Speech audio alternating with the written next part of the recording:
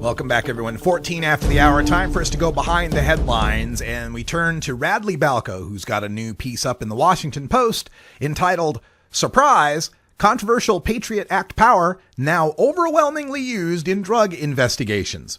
Now, if you don't know, let me fill you in on the background on this. The USA PATRIOT ACT, and that is an acronym, by the way, United Standing Against blah, blah, blah, blah, but it's an acronym.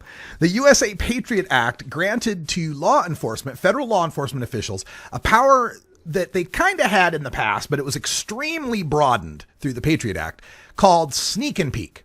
Now, sneak and peek is where the cops can get a warrant to search your house, search your computer, search your car, but they don't ever have to tell you that your car was searched, that your house was searched, or that your computer was searched. It's basically a secret warrant, a warrant the cops can get to go search your stuff, but you're never informed about it.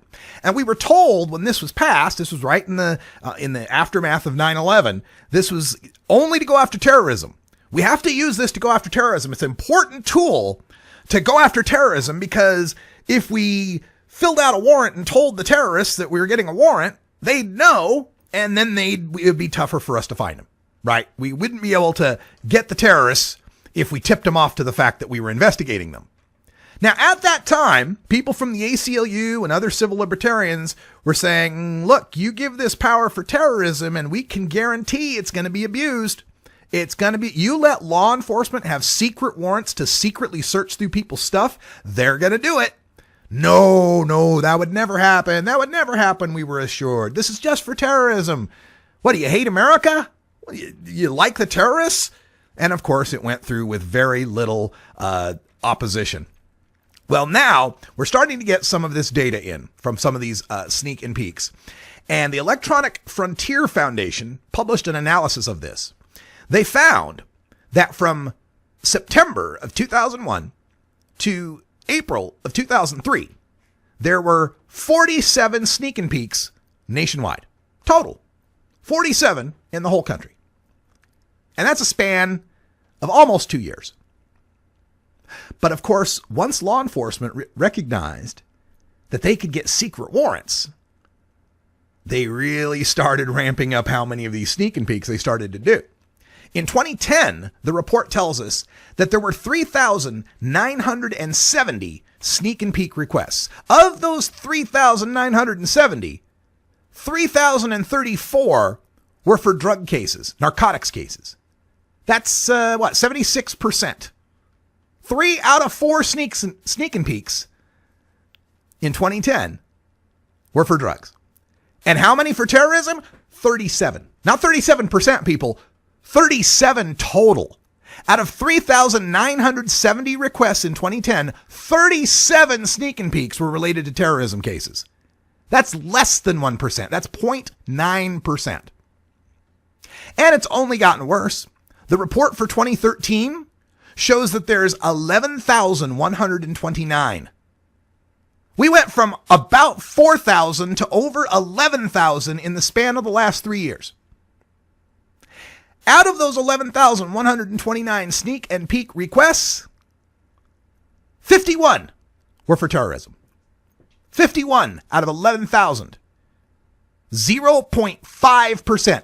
0.5% of sneak and peeks were for terrorism cases. How many for the narcotics cases? There were 9,401 requests for drug cases. That makes up 84% of all the sneak and peeks that were being issued. So since the Patriot Act has passed, we've gone from about 16 sneak and peeks a year to about 11,000 sneak and peeks a year. In a dozen years, from 16 a year to 11,000. So once again, we are seeing how the war on drugs is eviscerating our civil liberties. This perverse profit incentive that law enforcement officials have to go after drug cases at the expense of going after terrorism cases, or hell, how about them bankers out on Wall Street that crashed our economy? Haven't seen any of them in cuffs lately. Why don't we sneak and peek some of the CEOs of Chase Manhattan or HSBC? Oh, wait a minute. We don't have to sneak and peek those guys. They admit their crimes in court and only get fined. So I guess that's not a big deal, right? Now, this is not to say that these powers of sneak and peek shouldn't be used. There may indeed be some valid national security concerns for which a sneak and peek warrant is the proper law enforcement tool to bring down a terrorist plot. But we've got to bring a much tighter control over the use of these sneak and peek warrants and forbid them for the use of anything but terrorism cases. Or else we'll continue sliding down this slippery slope into a police state where there's no warrants, there's no due process.